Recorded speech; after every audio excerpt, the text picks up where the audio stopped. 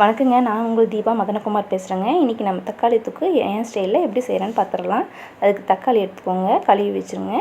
வரமிளகாய் எடுத்து தண்ணியில் 10 நிமிஷம் ஊற வச்சுருங்க. நல்லா ஊறட்டுங்க. நான் வந்து மிளகாத்தூள் போடுறதை விட மிளகாயை ஊற வச்சு ஃபைன் நைஸில் அரைச்சி அதை போட்டால் கொஞ்சம் டேஸ்ட் நல்லாயிருக்கும். அதனால் நான் மிளகாயை 10 நிமிஷம் முன்னாடியே தண்ணியில் ஊற வச்சு எடுத்துட்டேங்க. ஒரு குக்கரில் கொதிச்சோடனே தண்ணி ஊற்றி கொதிக்க வச்சு அதுக்குள்ளே பாத்திரத்தை வச்சு வேக வைங்க. தக்காளியில் தண்ணி ஊற்ற வேண்டியதில்லை. குக்கரில் தண்ணி ஊற்றி அது கொதித்த பிறகு உள்ள பாத்திரம் வச்சு அதில் தக்காளி நல்லா கழுவி போட்டுக்கோங்க. போட்டு வேக விடுங்க. ஒரு விசில் வந்தால் போதுங்க, நல்லா தக்காளி வெந்துடும்.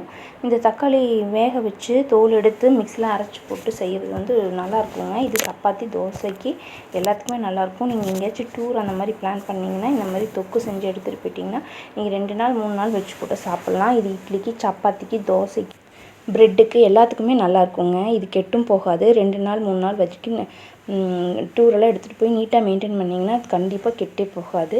இது ஸ்டோரேஜ் பண்ணி வச்சிங்கன்னா வெளியிலே ஸ்டோரேஜ் பண்ணி வச்சுக்கலாம். ஒரு 15 டேஸ்க்கு மேலே எல்லாமே வச்சுக்கலாம், ஒன்றுமே ஆகாது. இதில் ப்ரிசர்வேஷன் எதுவுமே நீங்கள் சேர்த்த வேண்டாம். நார்மலாக இந்த மாதிரி தொக்கு செஞ்சு நீட்டாக மெயின்டைன் பண்ணிங்கன்னா நீங்கள் மெயின்டைன் பண்ணுறதை பொறுத்து அது லைஃப் டைம் இருக்குங்க. இந்த மாதிரி தக்காளி வெந்து குக்கர் விசில் வந்து ஆஃப் பண்ணி வெயிட் ஆறின பிறகு எடுத்துட்டு தக்காளியில் இருக்க தோலெல்லாம் தனியாக ரிமூவ் பண்ணி எடுத்து வச்சுக்கோங்க. எடுத்து மிக்ஸியில் கிரைண்ட் பண்ணி ஃபைன் பேஸ்ட் பண்ணி வச்சுக்கோங்க. ரொம்ப சூடாக இருக்கும்போது உரிச்சிங்கன்னா கை கொஞ்சம் சூடும். ஆறின பிறகு உரித்து எடுத்துக்கோங்க. ஒரு வடை வச்சுட்டியில் எண்ணெய் ஊற்றி, அதுவும் நல்லெண்ணெய் தான் ஊற்றிருக்கேன் நான். நல்லெண்ணெய், கடுகு, பூண்டு, கருவேப்பிலை இது 3ஐயும் போட்டு நல்லா வணக்கிக்கோங்க. இந்த உரிச்சு எடுத்து வச்ச தக்காளியை மிக்சியில் போட்டு நல்லா பேஸ்ட்டாக அரைச்சிட்டு வந்துடுங்க. அதுக்கு முன்னாடி அந்த மிளகாய் ஊற வச்சோம் இல்லைங்களா, அந்த மிளகாயும் நல்லா ஃபைன் பேஸ்ட்டாக அரைச்சிட்டு வந்துடுங்க. இப்போ நல்லா பூண்டு வணங்கட்டும். பூண்டு வந்து உங்களுக்கு பிடிக்கும்னா நீங்கள் சேர்த்திக்கலாம். இல்லை எனக்கு பூண்டு ஸ்மெல் பிடிக்காது அப்படின்னா நீங்கள் ஆனியன் கூட போட்டுக்கலாம். எனக்கு பூண்டு ஸ்மெல் பிடிக்கும், அதனால் நான் பூண்டு போட்டு நல்லா வணக்கிட்டேன். இது வந்து மிளகாய் அரைச்ச பேஸ்ட்டுங்க. மிளகாய் அரைச்ச பேஸ்ட் உங்களுக்கு காரம் எப்படி வேணுமோ, நல்லா உரப்பாக வேணும்னா நிறையவே ஊற்றிக்கலாம். நான் 10 மிளகாய் போட்டிருக்கேன், எனக்கு அது உரப்பு கரெக்டாக இருந்துச்சுங்க. அரைச்ச பேஸ்ட்டை நான் உள்ளே ஆட் பண்ணிட்டேன். நல்லா வணக்கி விட்டுக்கோங்க.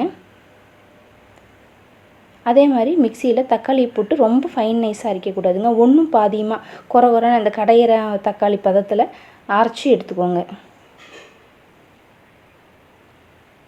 எடுத்து அதையும் இதுக்குள்ளே போட்டு நல்லா கொதிக்க விட்டுக்கோங்க. நல்லா மிக்ஸ் பண்ணி விட்டுருங்க. தக்காளி பார்த்திங்களா இப்படி குறன்னு அரைச்சிடணும்.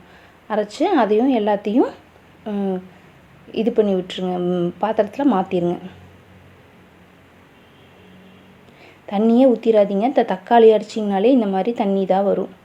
இது வத்துறக்கே ரொம்ப டைம் ஆச்சுங்க. நான் இந்த இது செஞ்சு முடிக்கும்போது கரெக்டாக 3/4 மணி நேரத்துக்கு மேலேயே ஆயிடுச்சு. தண்ணியெல்லாம் சுண்டி எண்ணெய் பிரிஞ்சு வர்றதுக்கு தண்ணியெல்லாம் ஊற்றிட வேண்டாங்க. அது தக்காளி வெந்து இது பார்த்திங்கன்னா தக்காளி அடியில் தண்ணி இருக்கும், அந்த தண்ணி உள்ளே ஊற்றிடாதீங்க. அதை வடிச்சிருங்க. வடிச்சிட்டு வெறும் தக்காளியை மட்டும் எடுத்து தோல் எடுத்துருங்க. உப்பு தேவையான அளவு போட்டுக்கோங்க. போட்டு நல்லா வணக்கிட்டே இருங்க. தண்ணி நல்லா சுண்டுட்டும்.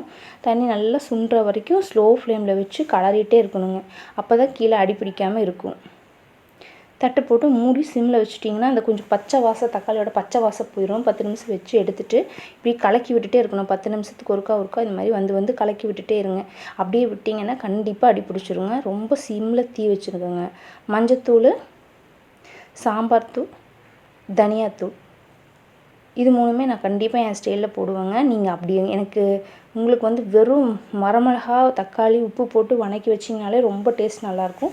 எங்களோட சாம்பார் தூள், மஞ்சத்தூள், மல்லித்தூள் போட்டு செய்யும்போது ரொம்ப நல்லாயிருக்கும். நான் அப்படி தான் செய்வேன். தோசைக்கு, சப்பாத்திக்கு எல்லாத்துக்குமே சூப்பராக இருக்குங்க. எல்லாத்தையும் போட்டு மிக்ஸ் பண்ணி சிம்மில் வச்சு கடைசியாக நல்லா சுண்டி எண்ணெய் பிரியிற வரைக்கும் நம்ம இப்படியே கலக்கி விட்டுட்டே இருக்கணுங்க. நம்ம இந்த மாதிரி தக்காளி விலை குறையும் போது இந்த மாதிரி தக்காளி ஜாமு, தக்காளி தொக்கு, தக்காளி ஊறுகாய் அதெல்லாம் செஞ்சு வச்சிட்டோம்னா தக்காளி விலை எச்சா இருக்கும்போது நம்ம அதை கண்டிப்பாக யூஸ் பண்ணிக்கலாம். இது வந்து ரொம்ப டேஸ்டியாகவும் இருக்கும். எல்லாத்துக்குமே இப்போ நீங்கள் அவசரமாக இப்போ தக்காளி சாப்பாடு தாளிக்கணுன்னா கூட இது எண்ணெய் ஊற்றி கடுகை போட்டு இந்த பேஸ்ட்டை போட்டு 2 வணக்கி சாப்பாட்டை போட்டு பெரட்டி எடுத்திங்கன்னா தக்காளி சாப்பாடு ஆயிடும். அது கூட இல்லாட்டி டைரெக்டாக சாப்பாட்லேயே போட்டு நல்லா பிணைஞ்சு சாப்பிட்டுக்கலாம். அப்போவும் அது ரொம்ப சூப்பராக இருக்குங்க.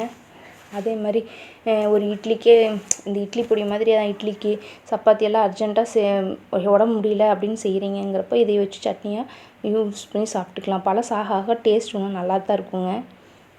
கொஞ்சம் ஜாக்கரி பவுட்ரு போட்டிருக்கேன். எதுக்காக ஜாக்கரி பவுட்ரு போட்டேன்னா தக்காளியோட அந்த புளிப்பு இருக்கும் தெரியுங்களா, அது நான் வந்து நாட்டு தக்காளி தான் யூஸ் பண்ணியிருக்கேன். நாடும் இல்லாமல் ஹைப்ரிட்டும் இல்லாமல் இருந்துச்சு அந்த தக்காளி, அதை தான் யூஸ் பண்ணியிருக்கேன்.